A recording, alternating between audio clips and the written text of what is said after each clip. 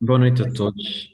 Antes de mais, pedia para que pudessem desligar o microfone para que possamos fazer a apresentação e o início para começarmos a iniciar a palestra. Antes de mais, boa noite a todos. Antes de mais, obrigado por terem cá, por estarem presentes. Contamos com a presença de Cobras de Portugal hoje, que é um projeto coordenado pela Associação BioLiving. Este projeto tem variedíssimas funções. Atualmente as cobras são muito mal vistas, são mitificadas, porque as pessoas pensam que são animais perigosos e que são animais que, na verdade, merecem muito mais reconhecimento. E a Cobras de Portugal tem mesmo esse objetivo, trabalha na conservação destes animais, trabalha em arranjar boas práticas para quando, por exemplo, nós nos cruzamos com as cobras, o que fazer, por exemplo, e, acima de tudo, ajuda-nos a identificar as cobras que podemos encontrar no nosso país, na nossa fauna. Gostaria de agradecer a Davina Falcão, que é quem irá apresentar esta palestra, e gostaria também de agradecer aos nossos parceiros da Green Youth Clothing, que é os nossos parceiros que estão aqui presentes, que é uma marca de roupa, de produtos orgânicos que são muito bons e trabalham em conjunto para que possam depois doar um bocado da compra para uma associação. Pedia para que eles deixassem aqui o link na descrição, porque é uma loja muito boa e gostava também que vocês pudessem visitar, se vocês são amigos da natureza. Portanto, agora vou passar a palavra a Davina Falcão, que vai ser a nossa oradora, que vai representar o projeto Cobras de Portugal. Boa noite, Davina. Vou passar a palavra para ti agora. Olá, boa noite a todos. Muito obrigada por estarem todos aqui presentes. Muito obrigada a Pedro e aos restantes membros da equipa e muito obrigada por este convite. É sempre bom poder participar nestas atividades e tentar chegar esta informação ao maior número de pessoas possível. Agradeço então a todos os que estão aqui presentes, já são 89 participantes, estou admirada. Fico muito feliz que tanta gente queira vir conhecer mais estes filhos. Parece que tem alguém com problemas no microfone. Ok, já passou. Então, nós vamos falar hoje sobre as serpentes de Portugal, as 10 espécies, só temos 10, e eu vou precisar muito da vossa participação, porque isto é uma apresentação que puxa muito pela participação do público, portanto preparem os vossos dedinhos para teclarem respostas no chat. Eu depois vou andar atenta e ver as vossas respostas, porque a minha ideia é que vocês participem muito para poderem aprender também. Ora bem, então vou só fazer aqui a partilha do ecrã. Quero só que me confirmem que estão a ver. Pedro, estão a ver? Estamos sim, senhor. Ok. Era só para ter noção se sim. Então, as 10 espécies de serpentes de Portugal. Uma das coisas que as pessoas têm dúvidas e perguntam muito é quantas é que existem, quantas espécies diferentes existem em Portugal, e por acaso o nosso país até não é propriamente muito rico, tendo em conta que é um país até com um clima bastante agradável e seria de esperar que tivéssemos mais, mas por acaso não, temos poucas, só temos 10 espécies, e se compararmos, por exemplo, com o Brasil, que tem 410, ou a África do Sul, que tem 172, temos pouquitas. Portanto, é muito fácil saber todas as espécies que cá temos. Antes de mais, antes de falar exatamente sobre elas, eu queria só deixar bem claro que nem tudo o que é réptil sem pernas, ou quase sem pernas, são cobras. É o caso aqui do licranço, a cobra cega e o furapastos. Isto são tudo répteis de grupos completamente diferentes e separados das serpentes. O furapastos, que é o que está na fotografia inferior, e no canto superior esquerdo é o licranço, na realidade são lagartos. Isto são lagartos porquê? Porque têm pálpebras, as serpentes não têm pálpebras, conseguem destacar a cauda como se fossem as lagartixas, as serpentes não conseguem fazer isso, e têm ouvido externo, as serpentes não têm ouvido externo, portanto estes meninos têm um orifício imediatamente ali atrás dos olhos, que é o ouvido deles, as serpentes não têm. A cobra cega, no canto superior direito, é um anfisbénio, portanto um réptil, um grupo à parte, são do grupo dos anfisbénios. Todos eles, ao contrário de crenças populares, são inofensivos, portanto eles não fazem mal nenhum às pessoas. Depois, as serpentes em si. Há um mito que, portanto, das coisas mais importantes que passa pela cabeça das pessoas é, ok, o que é perigoso e o que é inofensivo. E existe um mito que corre por aí que diz, ok, tudo o que é cobra com cabeça triangular é perigosa. Não, isso é um mito, é mentira. Todas elas... não ia resolver a situação do ar. Perdão? Ok. Acho que foi aí algum erro. Uma das coisas que é um mito é então que a cabeça triangular é o equivalente a uma serpente perigosa. E a cobra, por exemplo, temos aqui o exemplo de... Quem é que está a escrever no... Alguém está a arriscar a apresentação. Se puderem apagar, agradecia, se faz favor. Portanto, aonde é que eu ia? As serpentes, quando se sentem ameaçadas, tendem a deformar a cabeça para se parecerem maiores. E aqui temos o exemplo de 3 espécies que são inofensivas, especialmente as duas do lado direito, a cobra d'água e a cobra d'água de colar e a cobra d'água viperina, estão aqui com a cabeça muito bem evidenciada e triangular e, no entanto, são espécies inofensivas. Então, se não é a cabeça triangular que conta, em que é que devemos reparar para poder identificar as espécies? Devemos reparar no padrão, se o padrão é zigue-zague, se o padrão é listado, se é malhado, a cor, se é uniforme, se tem várias cores ou se é sarapintado. O tamanho também conta. Há espécies que têm tamanhos, mesmo em adultos, bastante pequenos, abaixo de 1 metro, muitas vezes abaixo de 70, 60 centímetros. Portanto, se vocês observarem uma espécie muito grande, é logo uma indicação de que não se trata de uma espécie pequena, porque estão a ver um animal acima de 1 metro, portanto não pode ser das espécies mais pequenas. Depois, existe muita variedade dentro da mesma espécie, portanto a ideia de que vocês viram uma cobra castanha já não pode ser igual à mesma espécie que uma cobra que é verde e castanha. Não, existem de facto variações dentro da mesma espécie, portanto é preciso ter atenção a isso. E a nossa memorização e percepção pode muitas vezes não ser a melhor e fatores como a luz podem deturpar a nossa percepção. Se estivermos a olhar para uma serpente contra a luz, ela tende a parecer brilhante e bastante escura nas zonas de sombra em que não dá para detectar as cores e os padrões. É preciso ter sempre atenção a isso. Vou só dar aqui o exemplo muito rápido de variações dentro da mesma espécie. Por exemplo, isto é tudo a cobra rateira. No entanto, o indivíduo do canto superior esquerdo é um juvenil, o indivíduo do canto superior direito é uma fêmea, os 2 indivíduos de baixo são os machos. No entanto, do lado esquerdo temos um macho do tipo claro, de variação clara, e do lado direito temos um macho de variação escura. Ok? Agora vamos para uma das partes mais importantes e que servem para esclarecer uma das grandes dúvidas em relação às serpentes. O que é uma serpente perigosa versus uma serpente inofensiva? Ora, muito fácil.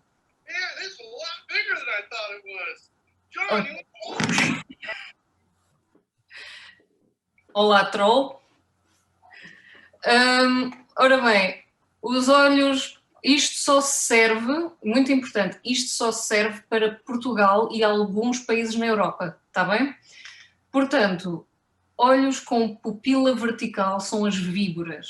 Olhos com a pupila redonda são as restantes espécies de serpentes que são inofensivas. Mas volto a sublinhar, é só para Portugal e mais alguns países da Europa. Obviamente isto não se aplica, por exemplo, à África. As mambas, por exemplo, e as cobras, elas têm os olhos com a pupila redonda e estão longe de serem animais inofensivos. Portanto, para Portugal, pupila redonda é inofensiva, pupila vertical é uma víbora. No entanto, também pode-se ver pelas placas cefálicas, que são estas escamas na cabeça. As placas cefálicas das serpentes inofensivas tendem a ser grandes, enquanto que nas víboras tendem a ser fragmentadas. Tá bom? Então agora sim, vamos falar sobre as espécies, em particular, que existem em Portugal. E a víbora cornuda é a mais famosa, é a que geralmente faz as notícias, por razões óbvias. E o que é que ela tem de especial? Para começar, a ideia de que elas só existem no norte do país ou em serras é muito errado. Elas existem um pouco por todo o país, em diversos habitats, tanto podem ser habitats secos como habitats um pouco mais úmidos. Elas podem ocorrer em florestas, em zonas só de rocha, em zonas ao pé das praias, no litoral. Portanto, é um animal muito bem adaptado para diferentes tipos de habitat. Ela tende a ser pequena, é muito raro até encontrar um animal com 70 centímetros, aliás, 70 centímetros já é um animal bastante generoso a nível de tamanho. O normal é mais ou menos 50, 60 centímetros. Tem um padrão zigue-zague bem definido e escuro e o corpo é proporcionalmente largo. Depois, isto é um exemplo, portanto, isto é um exemplo de um indivíduo cinzento, mas também depois existem os indivíduos castanhos. Aquilo que lhe dá o nome é o famoso corno, aqui na ponta do nariz, que não é bem um corno, é simplesmente um conjunto de escamas que lhe dão um aspecto arrebitado. E depois há que notar pupila vertical, único nas víboras aqui em Portugal. Depois, agora vou falar das outras espécies de serpentes mais comuns, e é o caso da cobra de escada. Muito fácil identificar esta espécie. Tendem a ter esta cor assim caramelo, às vezes um pouco mais cinzenta, tipo galão. Tem duas linhas escuras paralelas no dorso e olhos escuros. Okay? São animais que podem atingir tamanhos relativamente grandes para um standard português, portanto 1,60 m, e são bastante encorpadas. Os juvenis da cobra de escada é que dão um nome, parecem que têm uma escada atrás no dorso. Portanto, elas ao longo do dorso têm umas marcas transversais que fazem lembrar como se tivesse uma escada. Ok? Tendencialmente são amarelas e têm um ar mais contrastante que o adulto. Muito importante, têm também as manchas, as riscas delas são pretas e bem definidas. Ok? Então agora sim, vou querer a vossa participação. Vou olhar aqui para o chat. Que espécie é esta? Podem começar a escrever.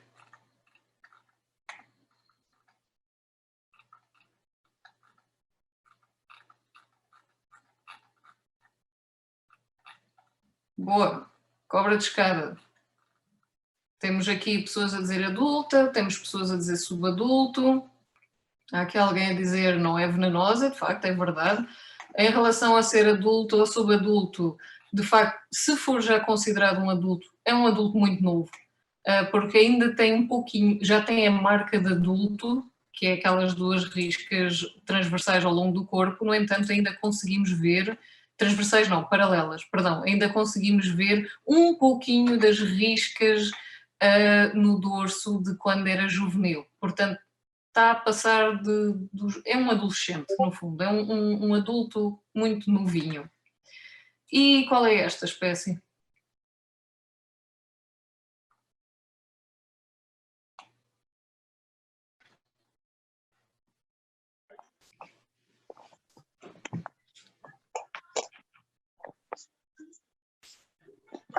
Boa.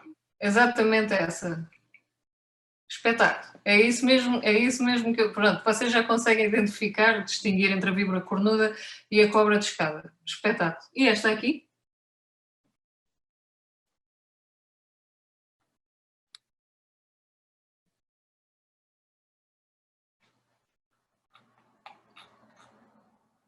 Yep, exatamente. Cobra de escada, e para quem disse juvenil, está perfeito. É exatamente uma cobra de escada juvenil, até dá para perceber que é muito pequena. Aqui está o tamanho, portanto, os azulejos ou tijoleira, lá o que é, vocês conseguem ver aqui a greta entre as duas, o bicho é muito pequeno e depois está aqui com o cabelo agarrado. Então agora vamos falar de outra espécie muito comum, existe pelo país todo, é provavelmente das mais comuns, é a famosa cobra rateira, é o nosso maior ofídeo, podem atingir 2,30 m. Os machos são maiores que as fêmeas, geralmente no mundo das serpentes as fêmeas é que são maiores que os machos, mas existem algumas exceções e a cobra rateira é uma delas. O macho tende a ser maior que a fêmea. É característico neles ter a cabeça verde, a cabeça e o pescoço verde, seguido depois de uma bandinha preta e escura, portanto bastante escura no dorso, que depois se desvanece para um castanho escuro no dorso, com uma lista preta no flanco, ok? Portanto, serrapouço verde, ou verde azeitona, isso depois varia. Depois tem uma mancha escura, completamente preta, e depois, a seguir a essa mancha escura, fica castanho no dorso e nos flancos fica preta. Está bem? Às vezes o flanco pode ser sarapintado de branco, ok? Também às vezes acontece isso, especialmente nos indivíduos mais claros. Ora, reparem aqui, isto é um macho, eu passei agora com um slide anterior, cabeça verde, a mancha escura a seguir, depois segue o castanho e se virem o flanco é sarapintado de branco. Está bem? Ora bem, já agora, para quem estiver a fazer questões, eu vou fazer tudo por respondê-las no fim. Portanto, se vocês quiserem, podem guardar as vossas questões no fim, a não ser que seja mesmo uma questão diretamente a ver com o slide que está a falar, ok? Agora, questões assim mais gerais, eu irei depois falar no fim. Ora bem, isto é uma fêmea de cobra rateira, tende a ser completamente castanha, depois com estas manchas mais escuras no dorso, mas não muito definidas. Se a fêmea já for muito adulta e muito velha, tende a ser muito uniforme, só com umas manchitas mais claras aqui e ali no resto do corpo, está bem? Os juvenis é que, no fundo, parecem que têm a cor da fêmea, mas são um pouco mais contrastantes. Então vamos outra vez ao quiz. Qual é esta espécie?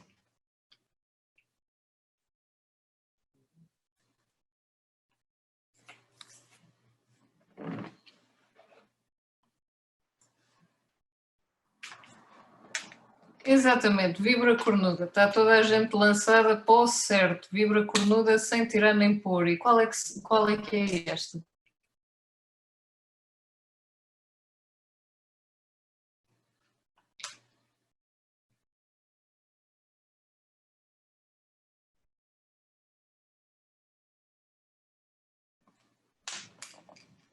Se a senhora é uma cobra de escada, eu vi uma cobra rateira ali escrita. Para quem disse cobra rateira, reparem que ela tem duas linhas paralelas no dorso, tal e qual como aqui indicado, duas linhas escuras paralelas ao longo do dorso. No dorso, enquanto que a cobra rateira tem as duas linhas paralelas, mas no flanco, é mais ao lado, mais junto ao chão, ok? Esta, qual é?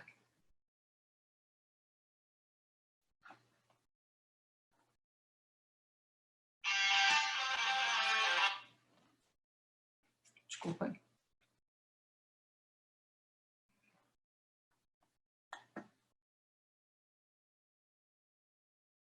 Exatamente, cobra rateira.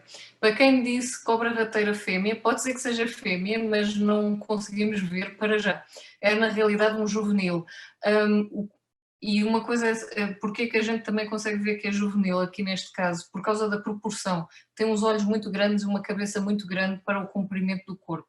Se a gente olhar para uma serpente adulta, a cabeça tende a ser pequena em relação ao comprimento total do corpo.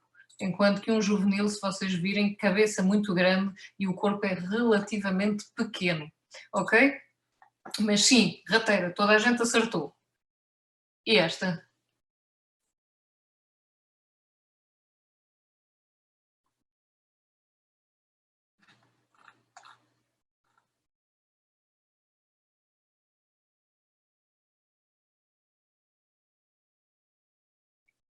Sim, senhora, o pessoal está todo em cobra de escada muito bem e sim, é um adolescente, ou já é, portanto, é um jovem, no fundo, ainda, portanto, tem ainda um pouco do resto das cores de juvenil, mas também já está a começar a ter as cores de um adulto e também consegue-se ver que é um bocado mais adulto porque tem as proporções de um adulto, a cabeça é pequena em relação ao resto do corpo, enquanto que se eu for aqui vocês veem que um bebê, tipo um animal que só tem menos de um ano, tende a ter uma cabeça grande em relação ao resto do corpo, e este é uma cabeça pequena. Então agora a próxima espécie muito, muito comum, esta é mesmo super, é uma serpente muito bem adaptada a viver perto dos humanos, ao ponto de viver nos centros das cidades. Esta espécie é muito fácil de se ver no centro das cidades, e quando eu falo centro das cidades estou mesmo a falar na avenida, como é que se chama aquela, acho que é a Avenida da Liberdade em Lisboa, ou então o Banco de Portugal em Lisboa, mesmo o prédio principal, a sede principal do Banco de Portugal, elas existem lá, vivem nos telhados das casas, portanto é uma espécie, especialmente de cidades que tenham prédios velhos, obviamente prédios modernos já não é a mesma coisa, mas falando nas zonas históricas das cidades, esta espécie é bastante comum. Portanto, a cobra de ferradura, característica, o que lhe dá o nome de ferradura é esta mancha aqui atrás na cabeça, que não ocorre em todos os indivíduos, mas foi o suficiente para lhe dar o nome, que é esta manchita aqui que parece uma ferradura de cavalo aqui na parte de cima da cabeça. A característica principal destes indivíduos é terem umas marcas redondas, bem definidas e escuras no dorso, que aos poucos vão se desvanecendo no corpo. À medida que se afasta da cabeça, tende a ficar cada vez menos bem definido. Outra coisa importante são, à medida que vão ficando mais velhas, tendem a ficar muito escuras, às vezes parecem completamente pretas, ok? São também animais de grande porte, são animais de... já agora, muito rapidamente, Marco Caetano disse que no Alentejo nunca vi tão escuras, pois o típico é mais no norte, o escuro extremo é mais do norte do país, para o sul tendem a ser um pouco mais clarinhas. O tamanho podem atingir 1,5 m, mas já há registros de indivíduos maiores.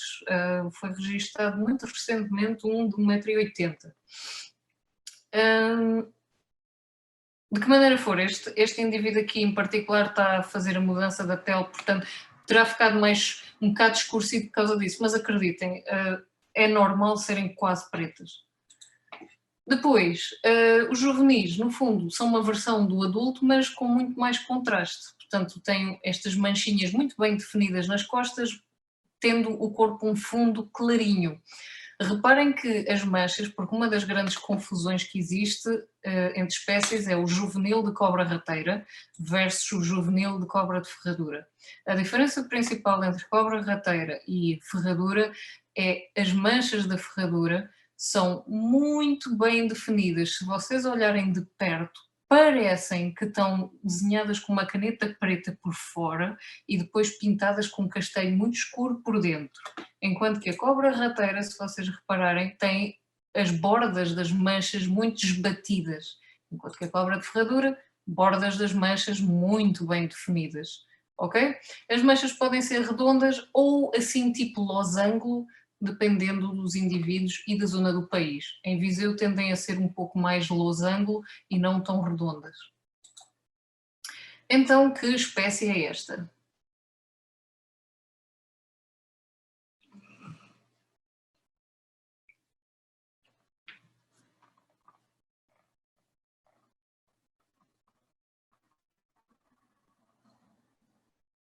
Boa, pessoal. Vocês estão a alinhar-se. Eu bem digo que isto é fácil. Está toda a gente a acertar, cobra de escada, e para quem se aventurou a dizer juvenil, muito bem, cobra juvenil. Cobra de escada juvenil. Já agora, outra coisa engraçada, um nome também que é usado para descrever esta espécie é riscadinha. Portanto, ela pode ser cobra de escada ou riscadinha. E o riscadinha por razões óbvias. Qual é que é esta espécie?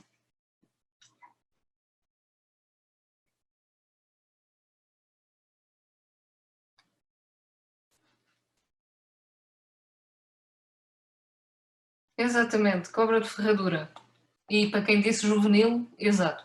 Juvenil porque tem as cores muito bem contrastantes e também, se repararmos, as proporções também são típicas de um juvenil. Dá para perceber perfeitamente que isto é um animal muito pequeno. Claramente estava a chover neste dia e se vocês virem as marcas das gotas da chuva no chão, são muito grandes comparadas com o animal, portanto isto de facto era um animal pequeno. E qual é que é esta?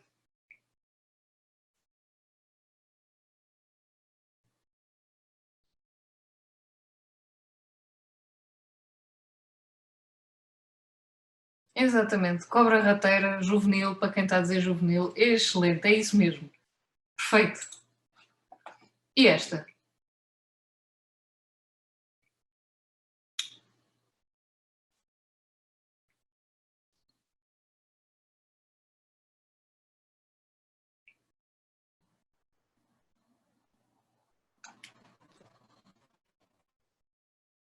Ok.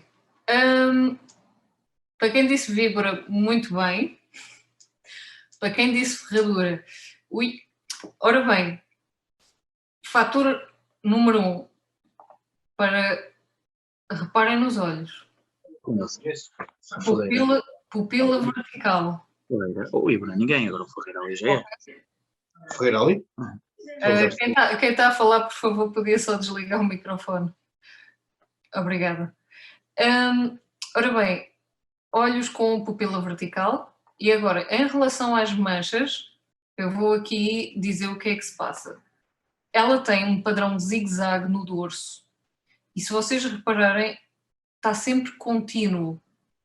Quase nunca existe uma separação entre as manchas. Se nós formos olhar para a cobra de ferradura, as manchas tendem a ter pelo menos uma pequena separação algures.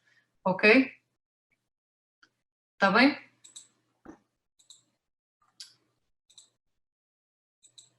Qual é que é esta espécie?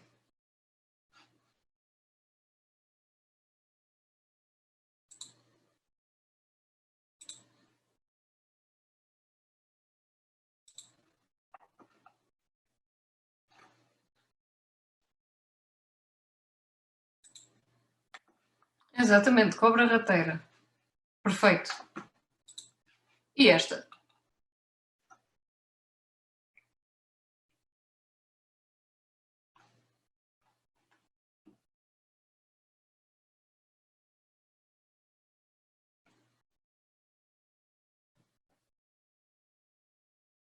Exatamente, cobra de escada, adulto, subadulto, sim, é um adulto pelo menos muito jovem, porque ainda tem um pouquinho das manchas de juvenil, mas claramente já tem um corpo mais bem desenvolvido, portanto poderemos considerar um adolescente. E esta espécie?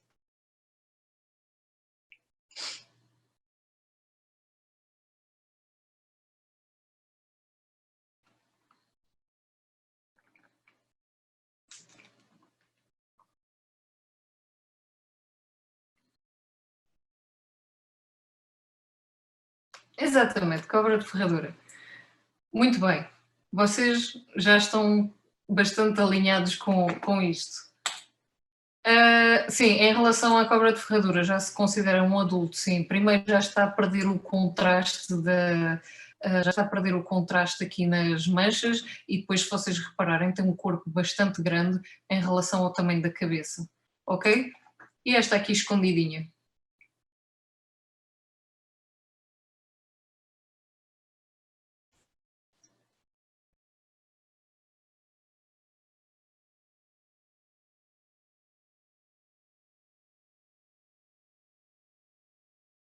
Exatamente. Víbora cornuda, padrão zigue-zague no dorso. Perfeito. Exatamente.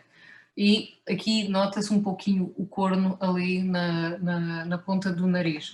Exatamente. Víbora cornuda, não há dúvida nenhuma. E esta aqui,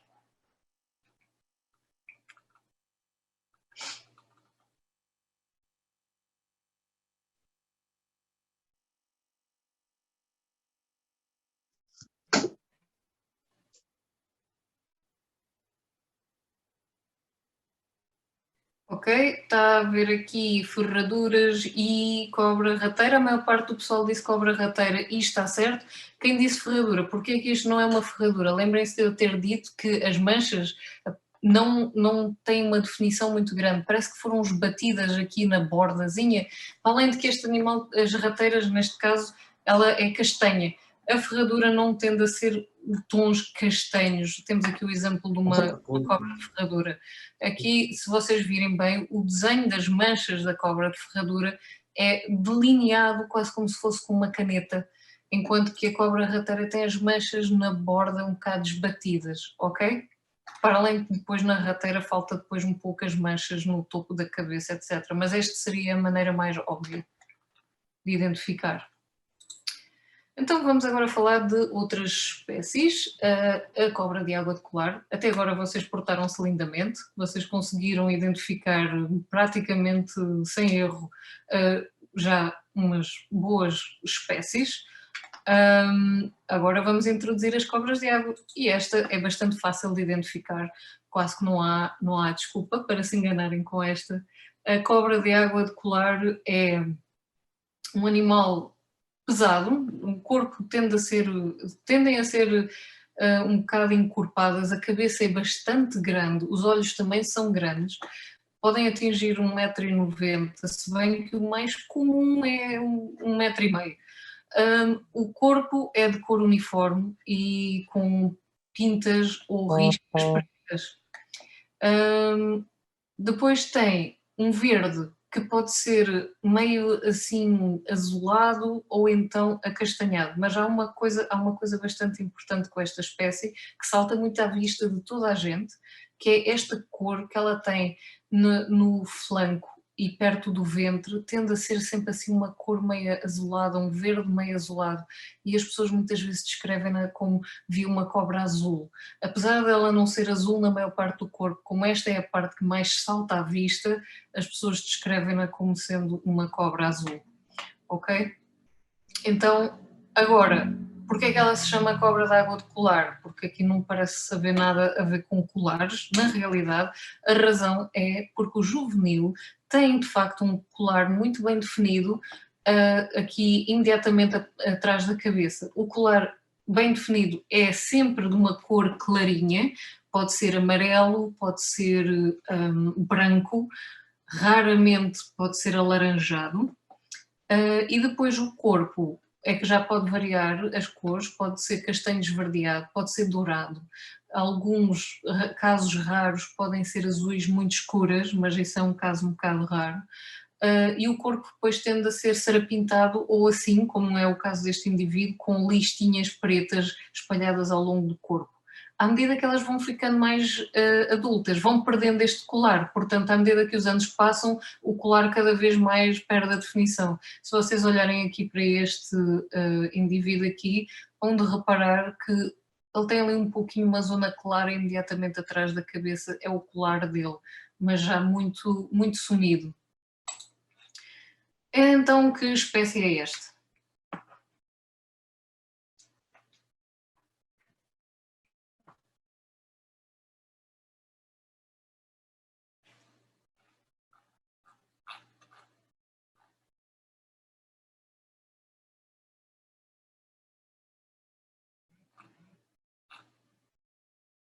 Ok?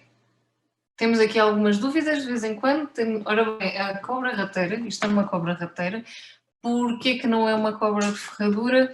Bem, as razões são variadas, mas a principal é as manchas não têm uma definição muito grande. Eu posso mostrar aqui, ora, cá está, aqui está uma cobra de ferradura mais ou menos da mesma idade,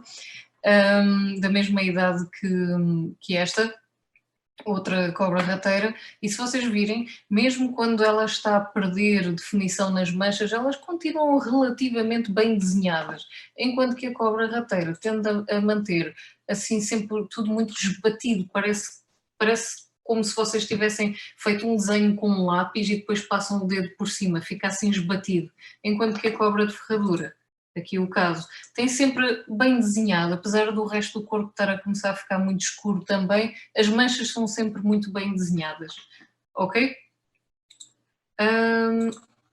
Depois, qual é esta?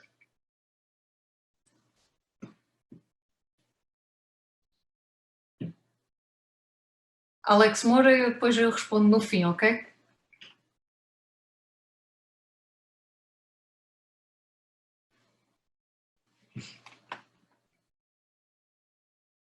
Exatamente, cobra de água de colar, ninguém enganou-se aqui, já agora, nem tudo o que está dentro da água são cobras de água, está bem?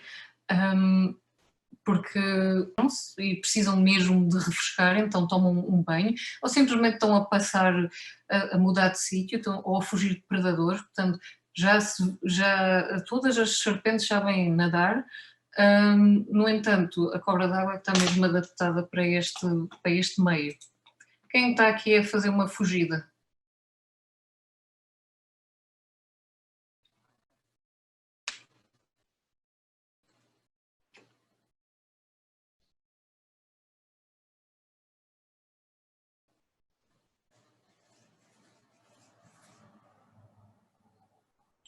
Sara Pereira, não. Eu depois posso explicar mais. Ok. Víbora cornuda, se senhora. Quem disse cobra de ferradura? Volto aqui a dizer uma coisa. Reparem que as manchas deste animal estão todas unidas e em certas zonas do corpo tende a fazer um zigue-zague.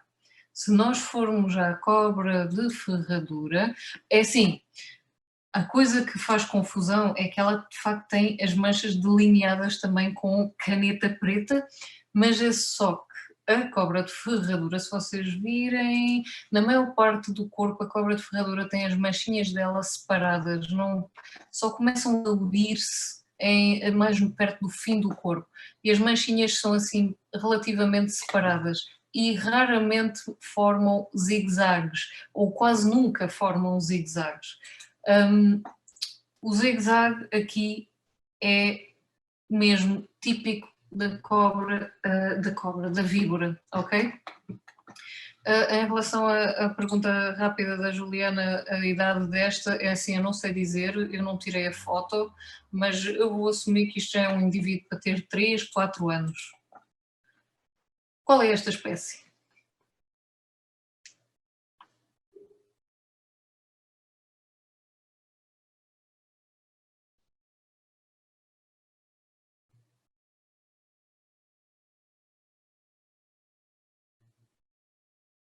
Exatamente, cobra de ferradura, perfeito. E até ainda bem que estão lado a lado.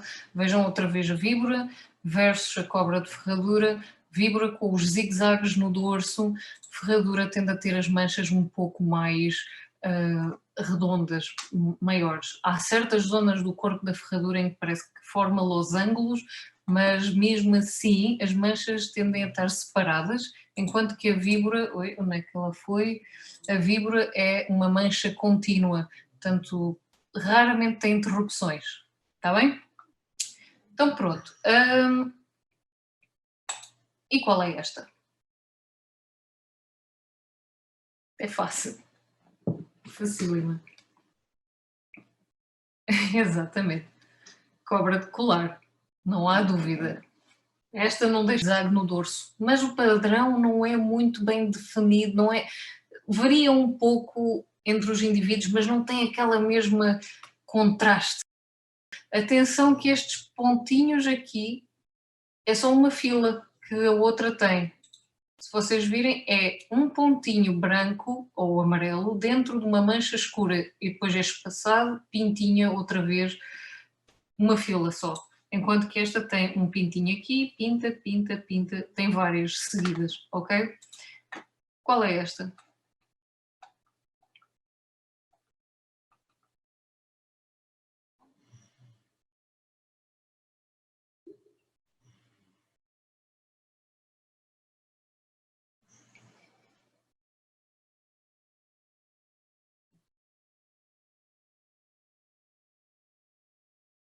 Exatamente, cobra de água viperina, não há dúvida nenhuma, ok? Certíssimo. E para comparar com a cobra rateira adulta de há pouco, que tem as pintas assim um pouco espalhadas e tem duas filas diferentes de pintas, vejam que esta tem as pintinhas aqui no flanco, é só uma fila, está bem? Em relação à pergunta da Juliana, sim, muitas vezes tanto o juvenil como o adulto mantêm as pintas, simplesmente o juvenil tende a ser um pouco mais contrastante e vivas as cores, tá bom? Quem é esta menina?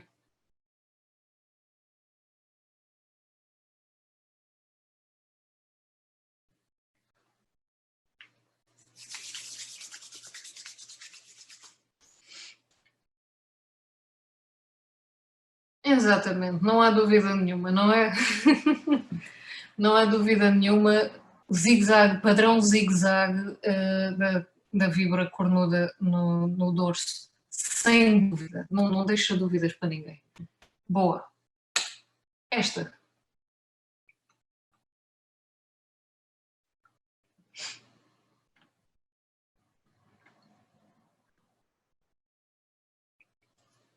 Ui, esta deixou um pouco mais de dúvida, porque vocês estão a demorar mais tempo.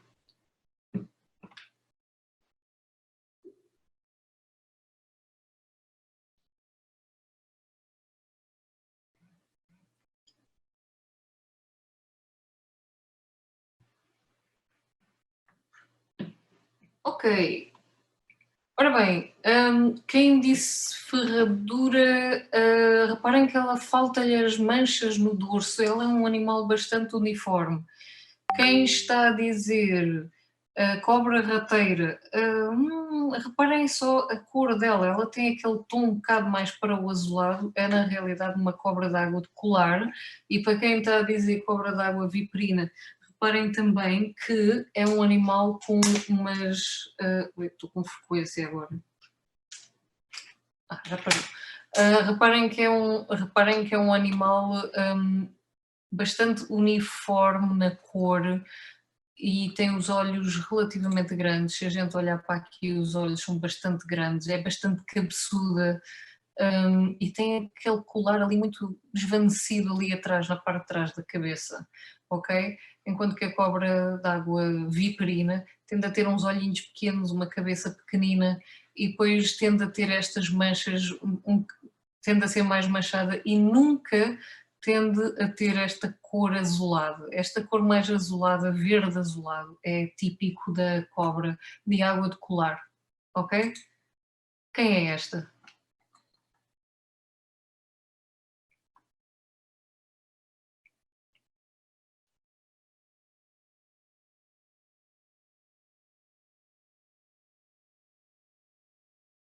Boa, exatamente, pessoal. Perfeito, vocês estão todos aqui alinhados com as informações. Que é a cobra rateira adulta e quem decidiu arriscar e dizer que é um macho, essa senhora, uma cobra rateira macho, vemos bem a cabeça, tem um tom diferente do resto do corpo. Eu não sei, isto talvez seja da fotografia, acastanhou um bocado a cabeça, ou então isto é um indivíduo que tem a cabeça um pouco mais castanha que o normal, mas de que maneira for, dá para perceber que tem os tons do adulto macho, porque depois tem a mancha preta aqui atrás, as costas são castanhas com os flancos pretos. Muito bem. Esta aqui.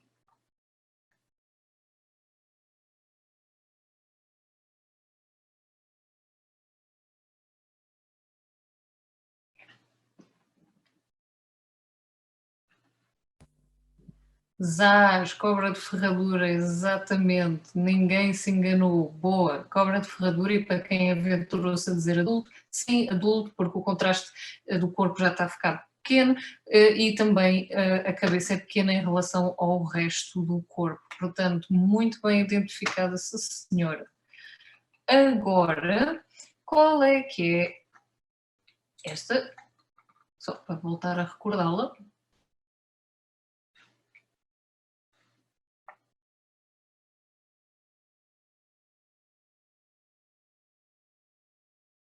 Exatamente, cobra de escada. Ninguém teve dúvidas. Esta é uma das mais fáceis de identificar. Cobra de escada. Esta aqui.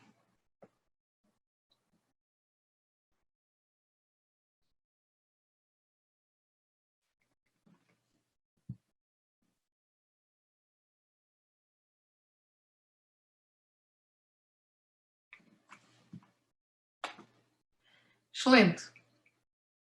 Víbora cornuda. Ninguém teve dúvidas. Boa, vocês já conseguem identificar uma víbora versus o resto, praticamente, das serpentes. Excelente. Isso é ótimo. Era esse o meu objetivo. Quem é este molhinho ultra fofo de cobrinhas? São todas da mesma espécie, atenção. Não há aqui nenhum truque.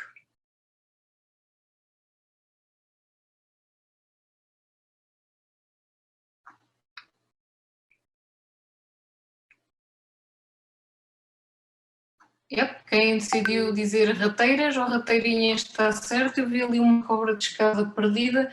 Para quem disse cobra de escada, reparem, uma das grandes diferenças está no contraste das cores. Se vires, Tiago, se vires bem, aqui a cor da cobra de escada é extremamente escura. Portanto, yeah. Enquanto que a cobra rateira tende a ter um tom bastante menos contrastado. Mas muito bem identificado, de um modo geral. Quem é esta?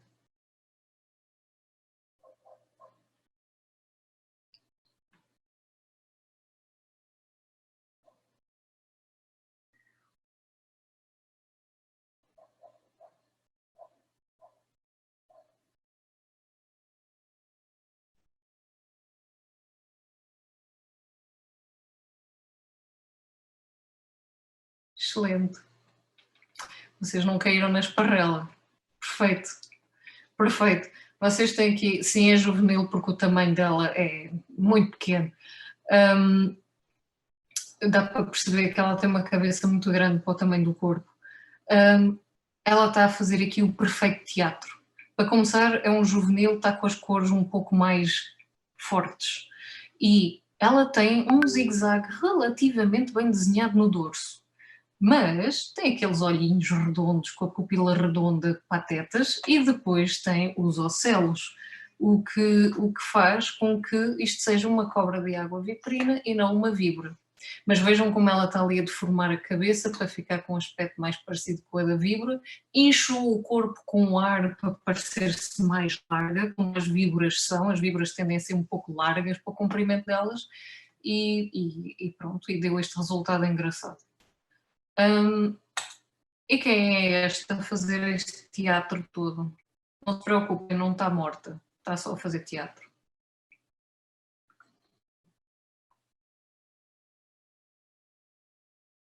Estava a chatear o jardim de alguém. E quando foi lá tirá-la, oh, eu estou morta, não me toquem. Exatamente, cobra de água de colar. Uma curiosidade, a cobra de água de colar faz-se de morta quando é incomodado. Então põe-se a fazer este teatro todo. E isto não é o teatro todo, porque o grande teatro dela é abrir a boca, deitar a língua para fora e sim, cheira mal, André, ela põe-se a cheirar o pior possível imaginário. Pronto, na cabeça dela, ou melhor, no mundo de evolução deve ter resultado, não é? Porque se não resultasse era um comportamento que não ficava. Não. Não é, Isabel, não é venenosa.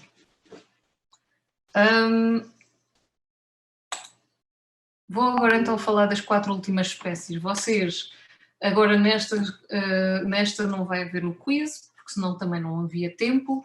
Serpentes menos avistadas, menos comuns, vá. Vocês portaram-se lindamente no capítulo das mais comuns.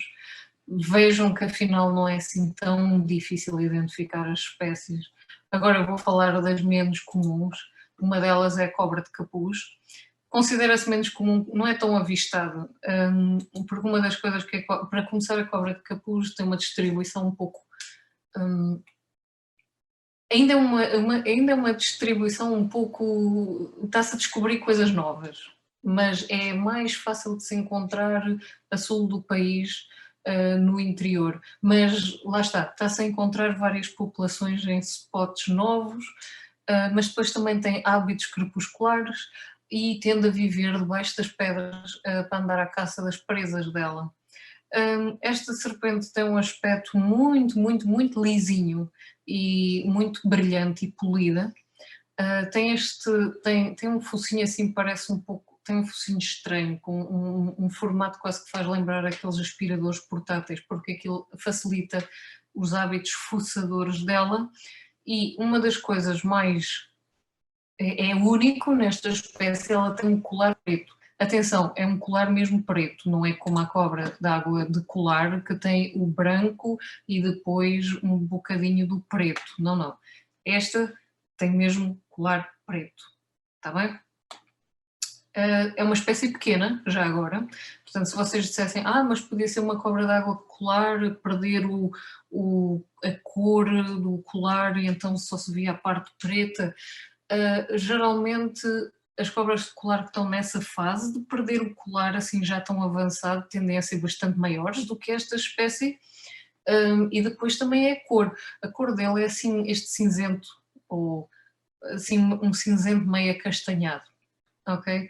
Acho eu que chama-se isto cor de burro a fugir, acho eu que é esse o nome. Depois, a outra espécie que já também é mais difícil de se encontrar é a cobra lisa europeia. Tem uma distribuição um pouco mais restrita, mais para o norte do país, não extremo norte, mas norte. Ela é uma espécie também um bocadinho discreta, hábitos um pouco mais para o crepuscular nos meses mais quentes. Também são animais um pouco mais discretos. Uma das presas dela são víboras, portanto, se alguém tiver disto no jardim e não quer víboras, é uma boa controladora das víboras. A distribuição está a ser aos poucos também conhecida, já se encontrou 1 ou 2 pontos novos da distribuição dela, portanto, lá está, à medida que se vão fazendo mais saídas de campo e estudos, encontram-se estes animais, mas de uma forma geral, norte do país. De que maneira for, tem um aspecto também brilhante, como a cobra de capuz, tem um nariz assim um pouco mais pontiagudo, a escama rostral, que é esta escama aqui na ponta do nariz, tende a ser um bocado proeminente, e ela tem uma risca que passa, entre aspas, pelas bochechas, não é? As cobras não têm bochechas, mas passa aqui na parte de trás do equivalente das bochechas, atravessa o olho e chega ao nariz, aqui à narina, ok? Isto vai ser importante para vocês poderem identificar a próxima espécie que causa muita confusão, que é a cobra lisa bordalesa, que é muito parecida com a cobra lisa meridional, mas a diferença é a tal risca que passa aqui nas bochechas, passam pelo olho, mas não atravessa para a narina. E depois faz um género de uma bandolete, entre aspas, aqui em cima da cabeça, ok?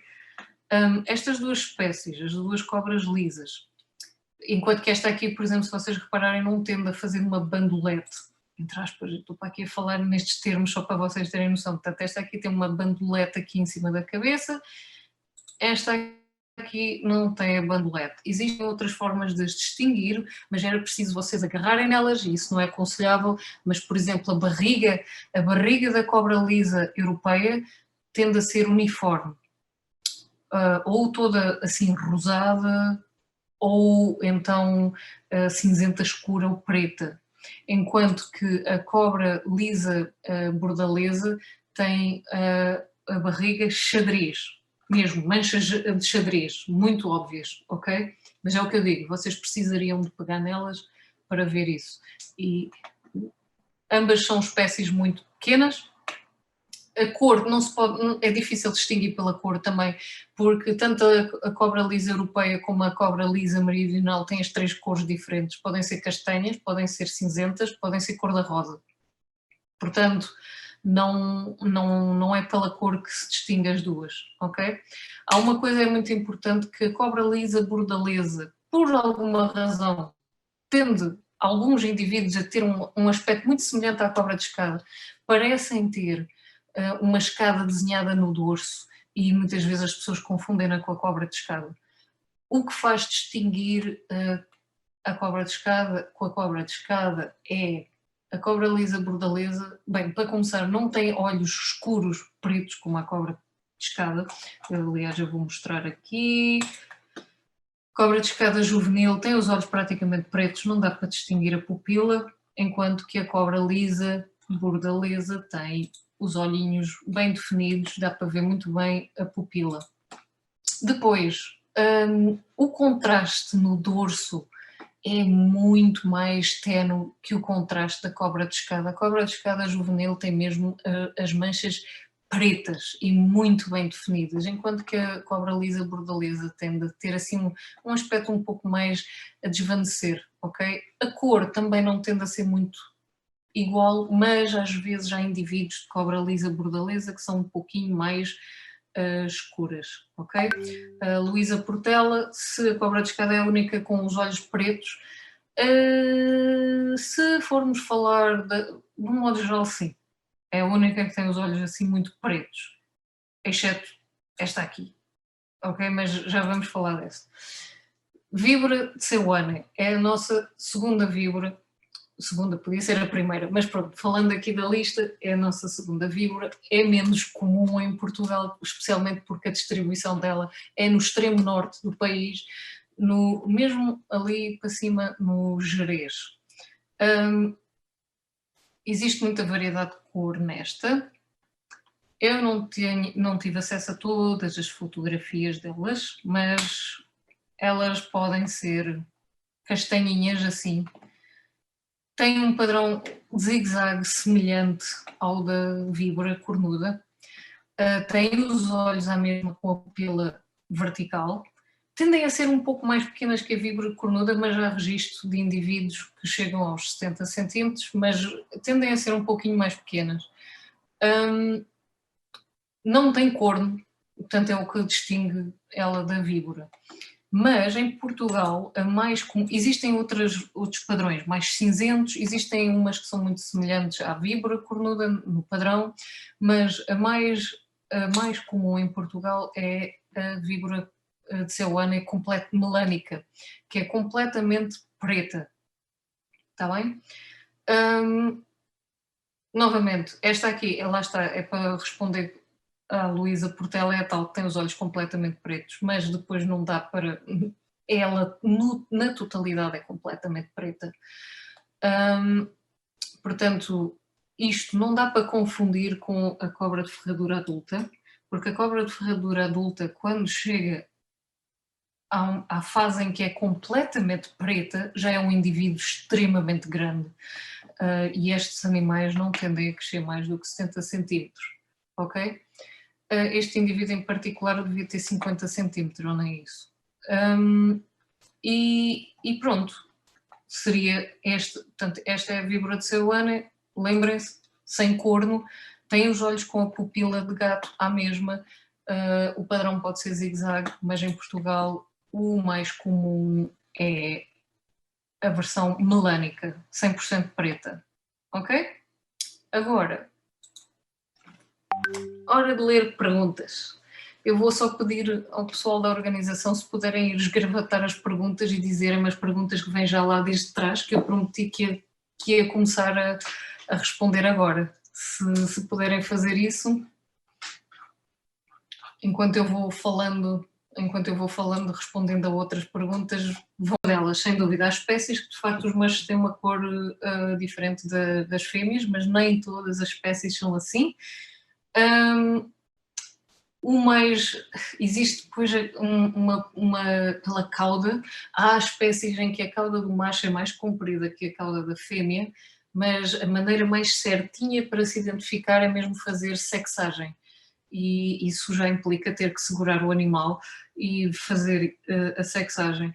Agora, lá está, na cobra rateira dá para identificar pelas cores, nas outras espécies são assim coisas umas nuances. Por exemplo, a víbora, os machos tendem a ter uma cor muito mais viva que as fêmeas, portanto, se vocês virem 2 indivíduos adultos lado a lado, tem assim as cores, o padrão muito mais contrastado que o outro, a fêmea é o que tem o padrão menos contrastado, mas novamente é tudo assim um pouco mais nuance. O mais certinho e direitinho é fazendo a sexagem.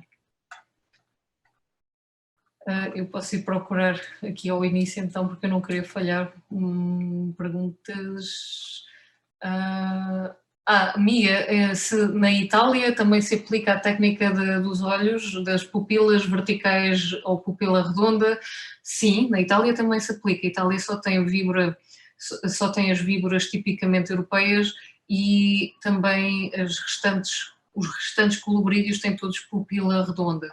Se não estou em erro, na Grécia começam a aparecer alguns colubrídeos que têm também pupila de gato, tipo gato. Mas também é pouca coisa, não é mesmo, não é como uma variedade muito grande como em África.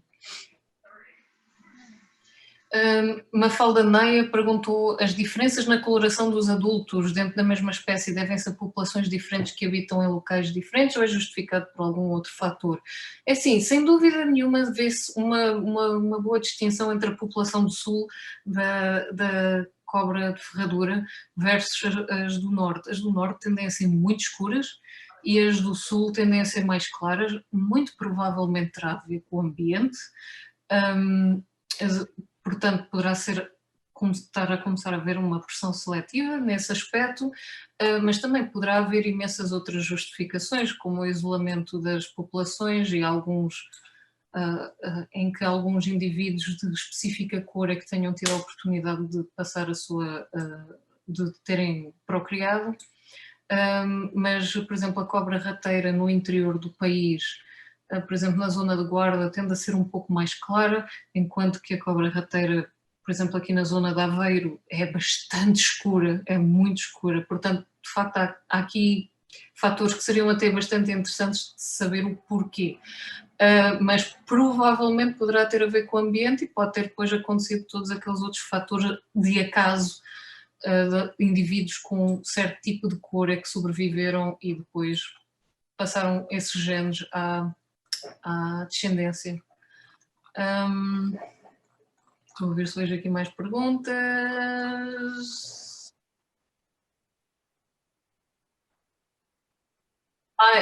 Então pronto, se quiseres podes então ir perguntando por aí.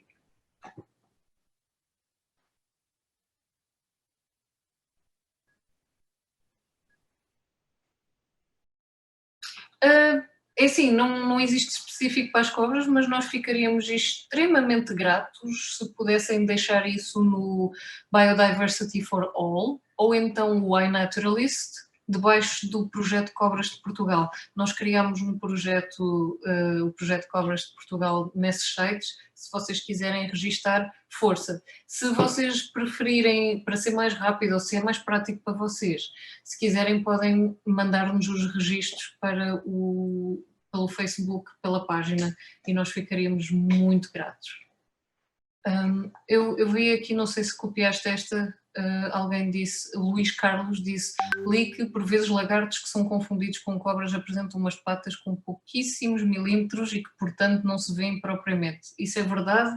Aplica-se aos lagartos do início da apresentação? Luís, é exatamente isso. Os três lagartinhos, os dois, quero dizer, lagartos que aqui estavam logo no início da apresentação são exatamente essa espécie. É isso que se está a referir. Tem patinhas muito pequeninas, o fura-pastos. Ok. Não sei se há mais perguntas que já tenhas apanhado.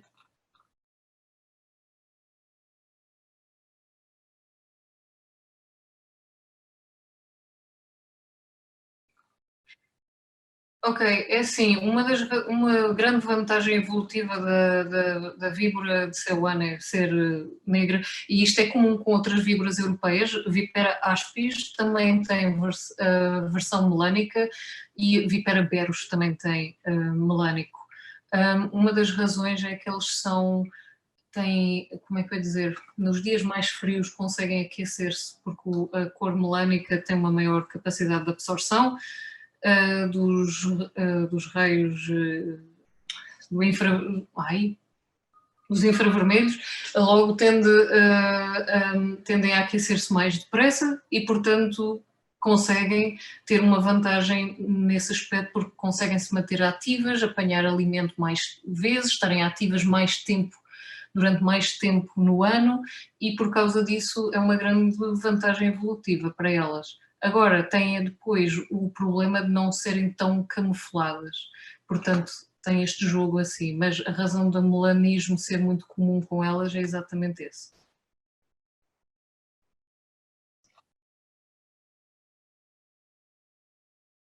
Bem, depende das espécies um pouco. Se tivermos, por exemplo, a cobra rateira come tudo. Chamam-lhe rateira provavelmente porque era o mais comum de se assistir, era elas a comerem ratos, mas elas praticamente comem tudo. Elas podem comer aves, podem comer lagartos, podem comer ratos, podem comer mesmo tudo. O que couber, cobra rateira é canibal, basicamente, é da própria espécie ela come. Agora, as outras espécies, a cobra de ferradura também come principalmente ratos, aves, lagartixas, e também varia consoante a idade. Os juvenis tendem a focar-se um pouco mais, às vezes, em invertebrados, portanto, em invertebrados, em répteis de pequenas dimensões, e à medida que vão crescendo é que depois começam a especializar-se em apanhar presas maiores, como por exemplo micromamíferos e aves. Espécies que tenham uma alimentação assim relativamente diferente e mais especializada é, por exemplo, a cobra lisa meridional. A cobra lisa meridional come outras serpentes e répteis pequenos como lagartixas. Ela é muito boa a caçar víboras, portanto, aonde há víboras tende a haver cobra lisa meridional.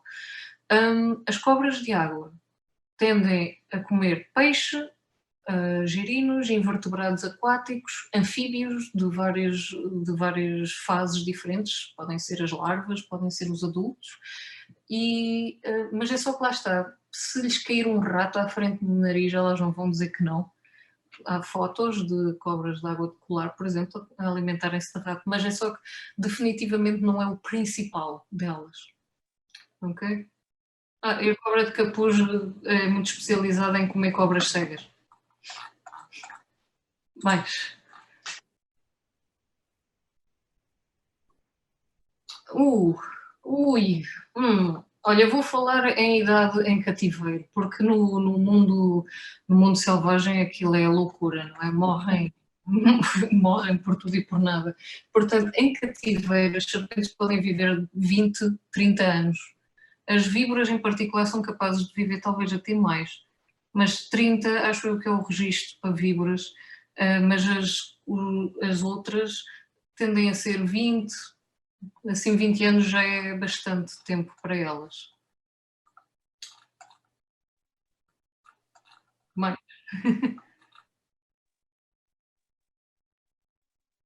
Sim, ok, há aqui um pormenor importante. Nós temos 4 espécies venenosas, mas as víboras é que são consideradas as perigosas.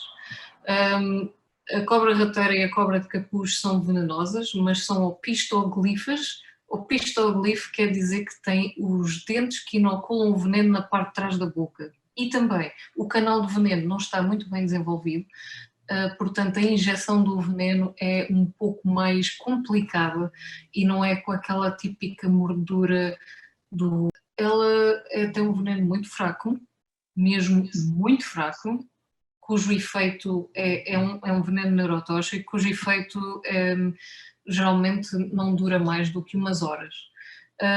Há um caso, que foi um caso grave, grave não, mais sério, em França, de um senhor que ficou afetado pelo menos durante 8 dias pelo veneno da cobra rateira, mas aqui a situação foi, ele estava a experimentar, ele deixou-se morder e deixou o animal a ficar a injetar-lhe veneno para dentro. Portanto, entrou muito veneno para dentro dele e o corpo teve, quer dizer, ele provocou a cobra a mordê-lo. E foi uma mordura prolongada. Portanto, ele estava mesmo a experimentar, a ver o que ia acontecer. E pronto, e ficou 8 dias no hospital, mas não em perigo de vida, mas sobre o efeito do veneno neurotóxico. Portanto, foi assim daquelas coisas um bocado estranhas. Agora, em situação normal, não é um veneno muito forte. E quando se é mordido, eu já tive sob o efeito, quando se é mordido, sente-se moleza, um pouco de arrepios e depois passa ao fim de algumas horas.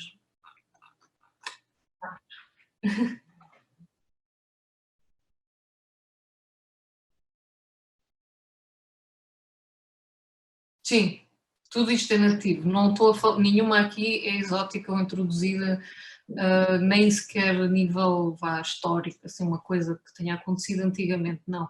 Tudo isto é nativo de Portugal. Portanto, yeah.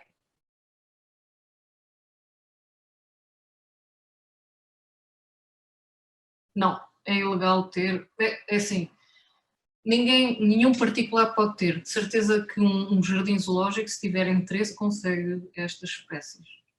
Mas particulares não podem ter. Ok, eu estava aqui agora a pensar um bocado na lei. Aquela que é mesmo ilegal, num particular não pode ter são as víboras e a cobra rateira. Mas as outras espécies, vocês precisam de ir por um processo horrorosamente doloroso para conseguirem tê-las em cativeiro. Não se pode apanhar nenhum destes animais no selvagem e pô-las em cativeiro, mas vocês conseguem arranjar criadores que só estão na Holanda e na Alemanha e afins e poucos mais países, criadores destas espécies, e vocês, para poderem nas ter, teriam que pedir montes de papelada para conseguirem nas trazer para cá, para Portugal, e depois pedir autorização ao ICN para provar que aquele animal veio de cativeiro e não veio do selvagem. Portanto, há espécies que se podem ter, mas aquelas que são 100% ilegais é víbora e cobra rateira.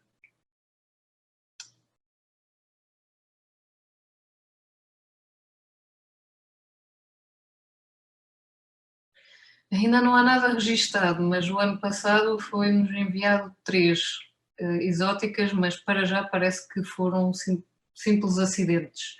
Foi uma Epicrates cincrea, que é uma cobra, uma boa arco-íris do Brasil. Foi encontrada, mas ela de facto tinha fugido da casa do dono.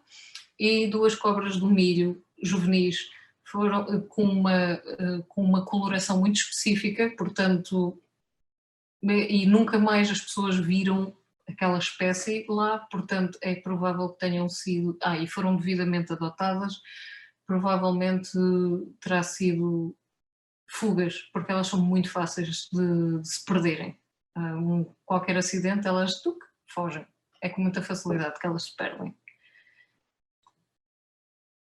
Mas vamos ver.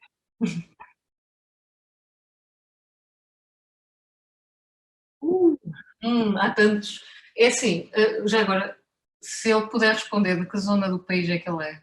Se ele puder responder, eu depois digo qualquer coisa aí perto, ou mais perto. Eu não conheço.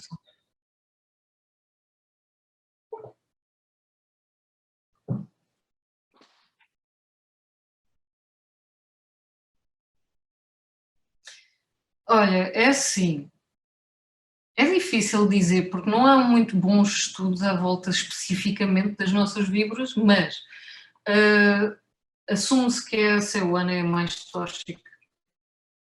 Assume-se que é a ceuana. A latasta é bastante tóxica, mas não tanto. Mas eu quero encontrar mesmo, eu vejo isto escrito em livros, guias de campo e afins, mas eu gostava mesmo de encontrar um artigo científico mais específico, que tenha feito mesmo um trabalho à volta disso.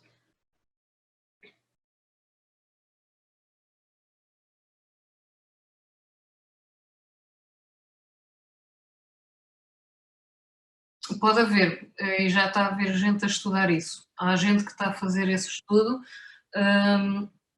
e que estão a ver a diferença entre machos, fêmeas, juvenis e adultos, e estão a ver se há diferença entre também populações diferentes do país. Portanto, se a dieta altera a potência do veneno, se é a população, tipo o local onde vivem, por exemplo, animais que vivem mesmo na praia versus animais que vivem nas serras. Portanto, eles estão a fazer esse estudo. Eu estou até aguardo ansiosamente os resultados, só que começou, se não estou em erro, o ano passado, portanto ainda vai demorar mais uns anitos a sair, mas estão a fazer esse estudo, sim.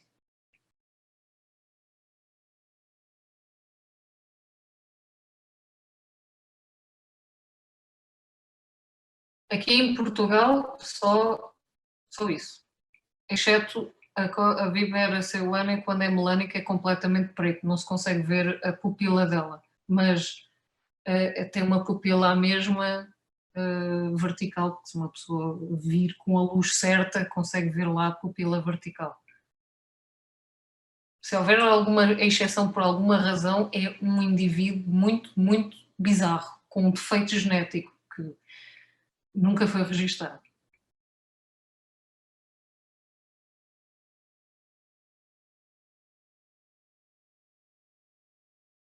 Pronto, ambas as víboras têm-se ser levadas a sério. Não, nunca chegam a ser um perigo como uma jararaca, mamba negra ou qualquer coisa do género, mas mesmo assim é preciso levar sempre a sério quando se é mordido. Aquela ideia do, só está inchado, vai passar. Não, médico, imediatamente, para o hospital. Porque são venenos que tendem a dissolver, portanto fazem-nos sangrar por dentro. É o que acontece, é por isso que começa a inchar muito, a ficar preto, as mãos a ficarem pretas e, portanto, é um bocadinho mau. Mas não há registros de morte, já lá vão muitos anos, se não forem décadas, em Portugal.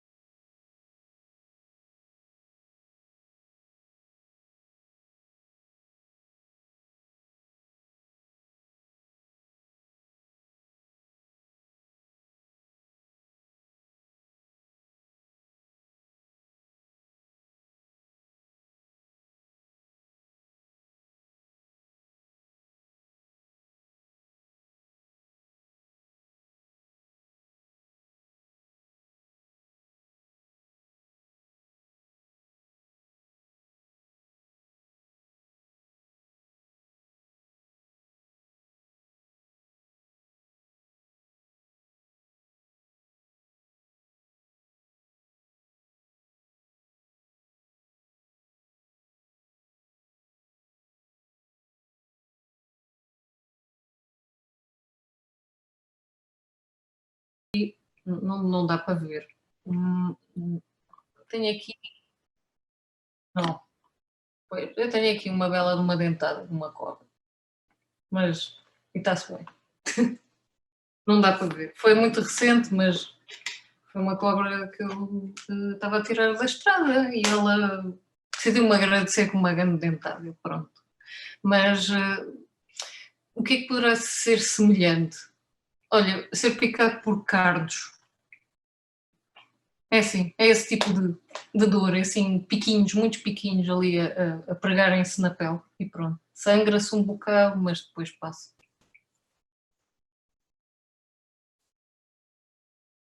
A boa dói mais. A boa dói muito mais. Eu fui mordida por uma pitão e dói porque os dentes são maiores. Os dentes são muito maiores. A minha está ali a dormir e pronto. Então, olha, ela não está à mostra.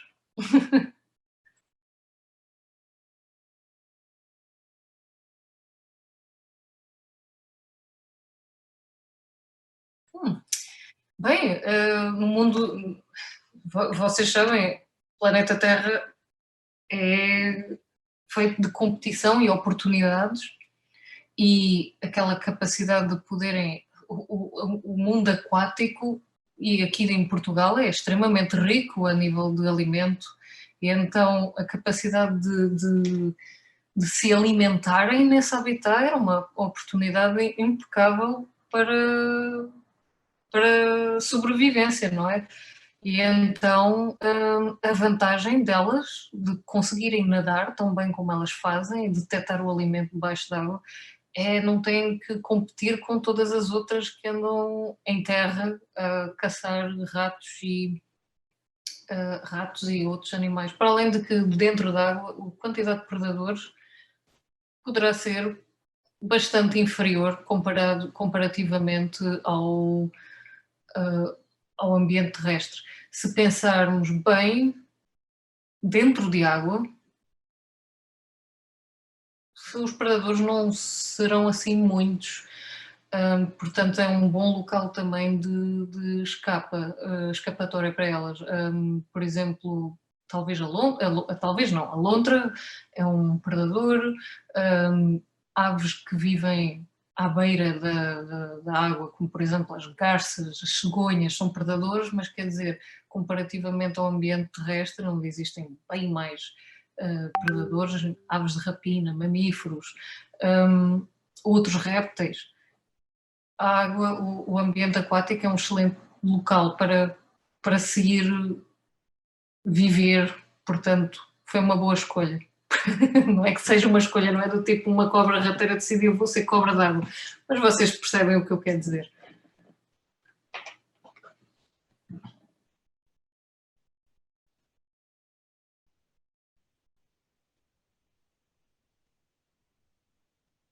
Oh, ok.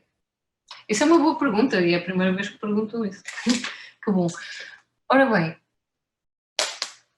antes de mais, ter a certeza que ela não é perigosa para vocês.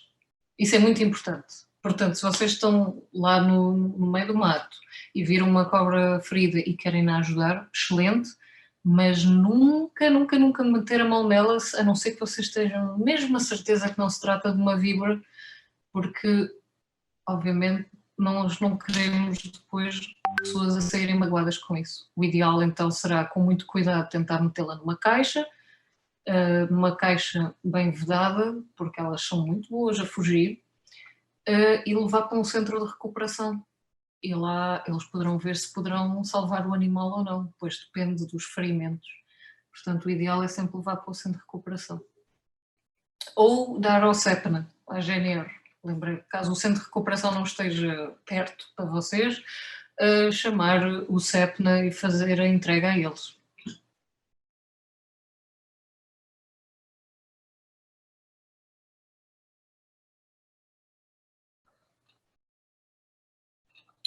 Eu não tenho conhecimento de se fazer antivenenos em Portugal. Aliás, a não ser que qualquer coisa se tenha alterado entretanto, até o próprio antiveneno que é usado para as nossas nem sequer é específico das nossas espécies, é por isso que se diz que não há antiveneno para as nossas espécies. É um antiveneno genérico de uma espécie europeia, que é a Vipera berus, ou a Vipera aspis, agora estou com dúvidas. Bem, é uma das duas que tem um veneno semelhante ao das nossas, então usa-se esse antiveneno para as nossas. Mas que eu saiba, não há produção de antiveneno em Portugal. Se houver, eu vou-me atualizar imediatamente.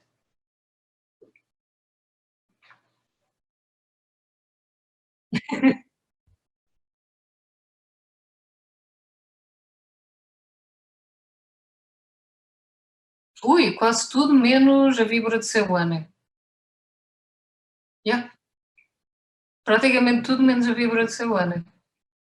Porque há zonas na base da Serra da Estrela que têm cobra de capuz.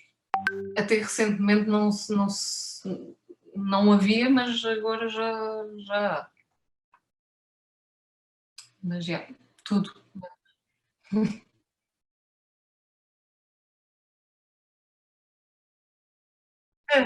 Oh, isso era tão bom. Olha, o resgate é um problema. É por causa da parte da lei. Só as autoridades é que podem fazer isso. Talvez dê para mudar no futuro, porque era bom haver mais pessoas que pudessem fazer isso de maneira legal. Pode ser que se consiga alterar qualquer coisa no futuro. Em relação a identificar cobras, nós estamos sempre a fazer, nós tencionamos fazer workshops presenciais que são melhores para esta finalidade de ensinar mesmo mais a fundo como identificar as espécies. Que isto é um pouco mais generalista, isto que eu vos dei. Agora existem maneiras muito mais específicas, mas a ideia é ser presencial com turmas mais pequenas. E nós queremos fazer esses workshops presenciais, mas o Covid arruinou o ano passado e eventualmente vamos começar este ano. É estarem atentos.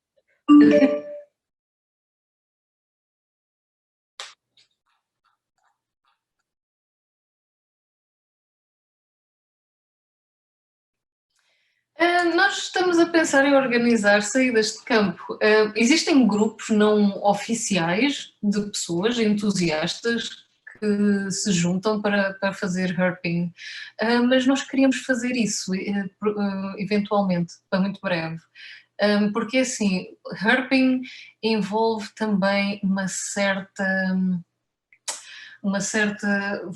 não é bem moralidade que eu quero dizer, um certo código de como fazer. Porque, por exemplo, eu vejo alguns grupos de herping que vão números exorbitantes de pessoas e, obviamente, todos eles querem fotografar o bicho. Todos eles estão a chatear o bicho durante 30 minutos para todos conseguirem a fotografia que querem. Isso não é bom e nós queremos tentar criar esta ideia de que herping é excelente, mas tem-se que também fazer com algum protocolo para também não causar demasiado distúrbio aos animais. Portanto, nós queremos fazer isso. Estejam atentos à nossa página, mas existem grupos no Facebook que fazem isso também, mas oficialmente não há assim nenhum que nós queremos fazer. Já agora, de onde é que ele é? Se puder responder, isso era bom.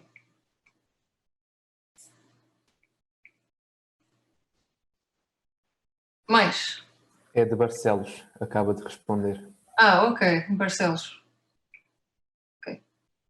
Há zonas fixes, lá perto.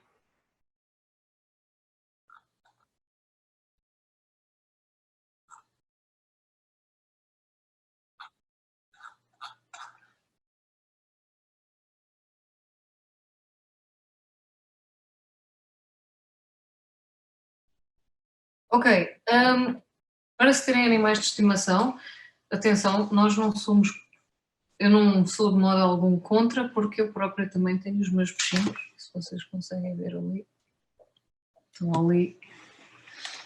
Ora bem, espécies exóticas legais e é preciso ir existem imensas que são legais, é preciso ir consultar depois as leis. Agora, as mais populares legais são as cobras do milho, as cobras rei, e quando eu digo cobras rei, não é king cobra, não, obviamente, é cobra rei californiana, que são espécies de colobrídeos americanos. As cobras focinho de porco, que são mais conhecidas por hognose, são também muito populares e muito fáceis de se manter. Agora, as pitões também são muito populares e fáceis de manter. A pitão real, que é uma pitão que não cresce muito para além do 1,5 m, portanto é uma pitão muito, muito pequena comparada com as outras que podem atingir 6, 7, 10 metros. Sim, pitão real e pitão bola, yeah. Portanto, pitão régios é o nome científico. Agora, como proceder? Procurem criadores que sejam criadores que estão registados no ICN. Como é que vocês conseguem saber isso? Isso é público, é uma informação que está pública, portanto, pelo nome deles, ou perguntem-lhes o número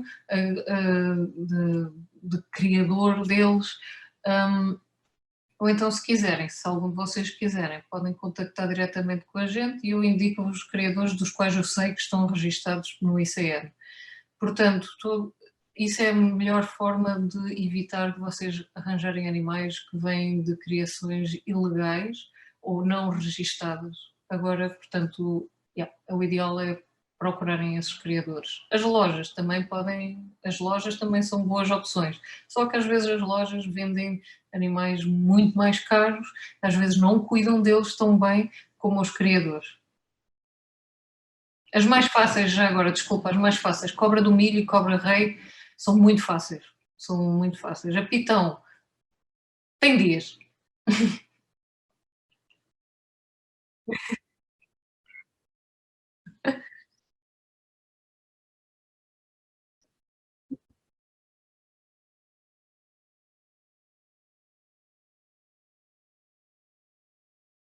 Ok. Se existe hibridização. Aqui em Portugal não há registro de hibridização.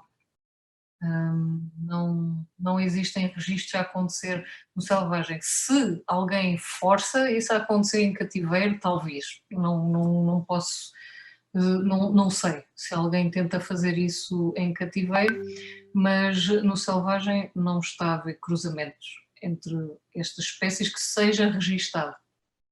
Agora, há um mito que às vezes eu vejo aparecer tantas vezes no Facebook que eu bato com a cabeça às vezes contra o ecrã, que é gente que tem cobras venenosas em casa ilegais, largam-nas na serra e essas vão criar com as nossas e depois ficam uns híbridos, super híbridos das nossas, mas que são venenosas, etc. Isso não acontece. Espécies com uma grande diferença a nível genético não tendem a criar. Portanto, vamos imaginar que alguém ilegalmente tinha uma cascavel e largou-a na Serra da Estrela, essa cascavel não vai criar com uma cobra rateira e formar ali uma coisa entre as duas. Não, isso não acontece. Ok? É verdade, sim. Eu reparei agora ali, o Ricardo Rocha falou sobre algumas terem que precisar de sítios. Sim, existem muitas espécies que precisam do sítios e isso é algo que vocês depois têm que ver se as espécies que vocês vão adquirir precisam de sítios. E depois, o caso da pitão bola, a pitão bola, o pitão real, precisa de sítios e precisa de chip. Mas depois há uma data de outras espécies que não precisam disso, só precisam do registro no ICN.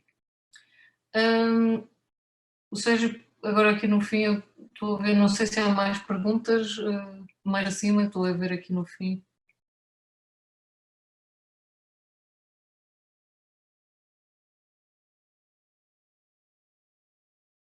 Desculpa, não percebi.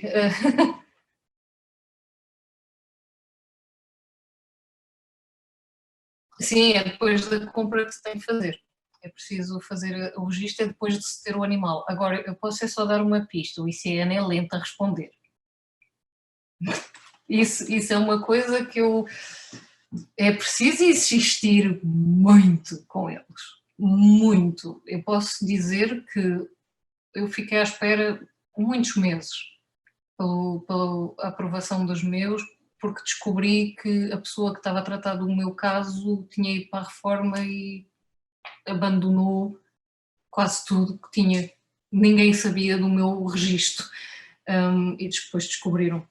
Portanto, tenham paciência com o CITES, com o ICN. Eles, é preciso insistir muito, muito, muito, muito com eles. Já agora eu só estou aqui a ver o Marco Caetano em Espanha, houve registros de híbridos de Ceuana e com cornuda assim. Eu recordo mais é de cornuda com aspis, não tanto cornuda com Ceuana. Cornuda com Ceuana eu nunca tinha ouvido falar. Tinha ouvido falar de cornuda com aspis e que tinha sido, aliás, até tinha sido um trabalho do Fernando a fazer isso. Yeah. Existe mais alguma pergunta? Desculpa interromper. Aquilo sobre o ICNF ser lento, eu uma vez estive numa palestra com o próprio presidente do ICNF e ele disse que eles basicamente não têm meios para conseguir tomar todos os pedidos que têm. Ele chegou-me a dizer que num ano tem, por exemplo, 5.000 pedidos de registro de animais e pronto, basicamente, como é um sistema do Estado, também não podem arranjar assim mais empregados assim de um dia para o outro. E no caso foi essa a justificação que ele nos deu para a lentidão do registro dos animais. E não me admirava que vários das pessoas que trabalham lá depois são obrigados a trabalhar em 1000 outras coisas para além daquilo e Estado. A gente já sabe como é. Em relação ao Marco Caetano, só outra vez, pois o que eu sei é mesmo cornuda com aspis na zona de Burgos, que é onde as duas espécies se cruzam a nível de distribuição. Aliás, eu lembro-me de ver animais que não dava para identificar, que tinham a cor de Vipera aspis, mas no entanto tinham um corno super desenvolvido, como se fosse da Lataste, e depois tinham, ou então eram Latastes, cor de Lataste quase sem corno, aquilo claramente estava ali a haver uma hibridização. Agora, em Portugal especificamente não há registros para já. Pode ser que haja. Olha, aqui vocês são todos estudantes, quase todos, muitos já são estudantes, portanto podem pensar em doutoramentos para irem ver se ali nas zonas do Jerez onde há Ceuana e Lataste se está a haver casos assim. Mais alguma coisa? Oi, está ali espera aí, qual seria o impacto destes animais para o meio ambiente em caso de fuga? Não sei. Eu vou dizer, não sei. Felizmente Portugal tem um inverno muito mau, portanto há espécies que à partida não se iam dar bem, espécies muito tropicais, mas aparentemente na Bélgica existe uma população de cobras rateiras tailandesas lá a procriar e na Holanda existe uma população de cobra rateira russa também a procriar. Para já, a cobra rateira russa não está a causar nenhum dano, para já. Existe numa zona muito específica na Holanda. Para já parece uma população em equilíbrio, porque também tem predadores, tem bastantes predadores, portanto está bem, está equilibrado. Mas para já é o que eu sei dizer. Se eu tenho alguma sede, se temos alguma sede... específico para o Cobras de Portugal não, mas a sede da BioLiving está em Frossos e nós estamos em parceria com eles. E acho que é tudo. Se for tudo, eu agradeço imenso, só aqui dar umas últimas palavras. Se não houver mais perguntas, muito obrigada por tudo. Vão ao Facebook fazer like à página, nós agradecemos muito. Partilhem, porque o algoritmo é um chato. O algoritmo é mesmo um chato, mesmo horroroso. Partilhem o máximo para que chegue ao máximo de pessoas. E adorei estar... não é Frossos de Braga, Frossos de Aveiro, Tiago. E adorei vocês estarem todos aqui a participar. E como viram, não é assim muito difícil distinguir as espécies, especialmente as víboras, das restantes espécies inofensivas. Portanto, se vocês tiverem mais alguma questão, estejam à vontade. Se lembrarem da questão mais tarde, podem contactar-nos diretamente no Facebook. Nós somos muito rápidos a responder. calhar não há mais nenhuma questão, portanto, talvez demos por acabado. Portanto, em nome da página Biologia Factos, agradeço à oradora, muito obrigado, Divina Falcão, e desejamos tudo bom para o projeto Cobras de Portugal. Agradecemos também a todos vós que fizeram parte desta palestra, esta que foi a primeira palestra realizada pela nossa página Biologia Factos. Para a semana, dia 12, teremos uma outra palestra, a qual eu não vou revelar, portanto sigam-nos e estejam atentos no nosso Facebook e principalmente no Instagram, que é onde estamos mais ativos. Mais uma vez, muito obrigado a todos, em nome da Biologia Factos, Esperantes da Vida. Um bem-aja a todos. Davina, agradecia que ficasses connosco agora no final. Obrigada e obrigada também a vocês. E foi um excelente evento. Obrigadíssima mesmo. Muito informativo. Muito obrigado a todos e até à próxima. Tchau. Bye bye!